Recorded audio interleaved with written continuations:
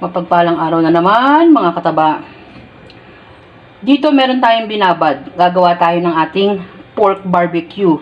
Pero ang gagamitin naman natin ay ang ating kawali, no, non-stick pan na kawali. Pwede namang hindi basta't lagyan nyo lang ng konting mantika. Tapos dito, binabad ko to mga 1 oras. Mas matagal, mas maganda. So lagi kong sinasabi na yung pagbababad, mas magandang medyo matagal kasi overnight ganon para malasa yung ating meat. No? Binabad ko to sa toyo, kalamansi, bawang, paminta. Tapos naglagay ako dito ng ating pineapple juice. Yun namang pineapple juice natin, pinanggalingan ko lang yun ng ating pineapple tidbits para hindi nabibili si Mama Taba.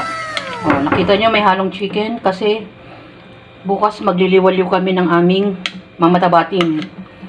Magbabaon na si Mama Taba para hindi nabibili. So yan, para bukas ipo-fry ko na lang yan at madali na yung lutuin. So ganyan yung ginagawa natin. Pero ang lulutuin talaga natin ngayon ay ang ating liempo. Yan. Hiniwa ko siya ng nakaganito na to pero hiniwa ko pa ng manipis. Ayan, pwede na natin isalang. Maglalagay tayo ng konting liquid para kumulo siya ng kaunti. Hindi masyadong malakas ang apoy, mga kataba, para hindi mabigla. No? Yan. Yan. Ito nyo, hinati ko, papaganon. Kasi medyo mataba medyo makapal pa ang ating liempo. Tapos maglagay tayo ng liquid niya. Yan. Para kumulo pa ng kaunti. At takpan natin. Balikan natin. Halos natutuyo na yung ating sauce. Dahan-dahan ko kasi stainless tong hawak kong ating tong. Sinasama ko yung ating liquid para mas malasa.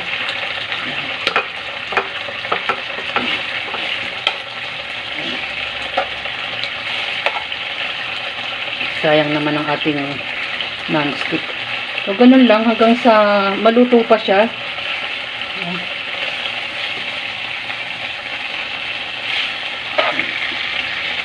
Nilalagay ko dito kasi may liquid pa.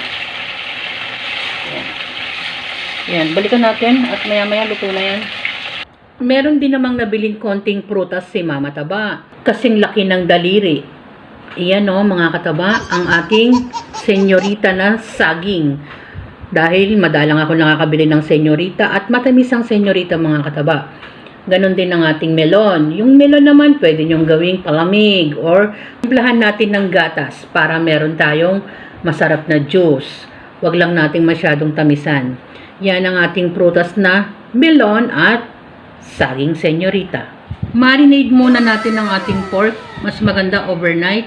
Ang hinalo natin dyan ay pineapple juice kasama ng kalamansi at mga pangpalasa. Naglagay naman tayo ng konting side dish, tomato and pipino kasama ng talong. Yan ang ating simpleng pagsasaluhan. Pwede nang hindi ihawin, mga kataba, ang ating pork barbecue. Isalang nyo lang sa kawali. Enjoy, kumain at maging masaya. Pilitin nating maging masaya sa pang-araw-araw na buhay. At salamat sa panunood. At bye! Ingat, mga kataba!